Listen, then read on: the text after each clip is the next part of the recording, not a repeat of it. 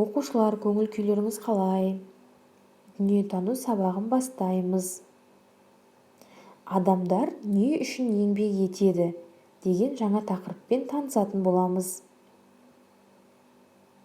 Бүгінгі сабағымыздың мақсаты еңбек адамның өсіп өркендеуіне қалай ықпал ететінін білетін боласың.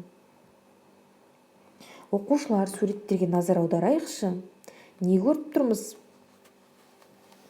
Үлкендерге көмектесіп жатырған балаларды көріп тұрмыз, Бірі өсімдіктерді жерге отырғызып көмектесіп жатса, екіншісі су құйып көмектесіп жатыр, Екінші астындағы суретке назар аудара қойық.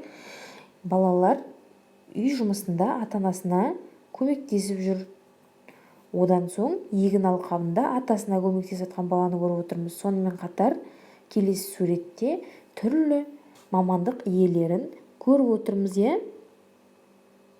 Мұғалім, дәрігер, бизнесмендер, зергерлер, барлығы да өз еңбегін атқарып жатыр, Сол еңбек ету арқылы өздерінің табыстарын таба алады.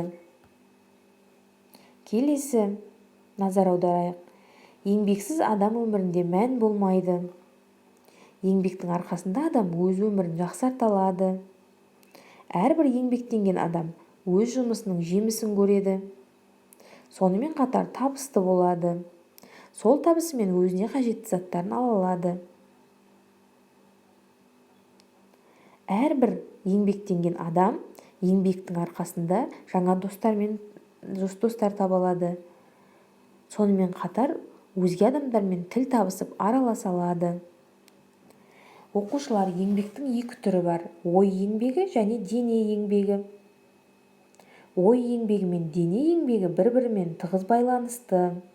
Мысалға, шахтерлер көмірді қазады. Ол қол еңбегіне жатады. Ал көмірді өңдеудің тиімділігін арттыру үшін олар жаңа технологияларды пайдаланады. Бұларды инженер ғалымдар ойлап шығарады. Сондықтан оны ой еңбегіне жатқызамыз.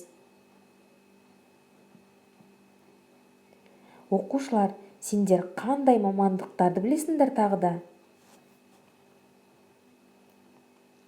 Жарайсыңдар. Сендерге үйге тапсырма. Еңбек туралы бірнеше мақалдар жаттап айтып бере қойыңдар. Еңбектің екі түрі бар: ой еңбегі және дене еңбегі. Ой еңбегі дегенімізге не жатады? Дене еңбегі дегенімізге не жатады? Өздеріңнен кері байланыс күтетін боламын. Дүниетану сабағы осымен аяқталды.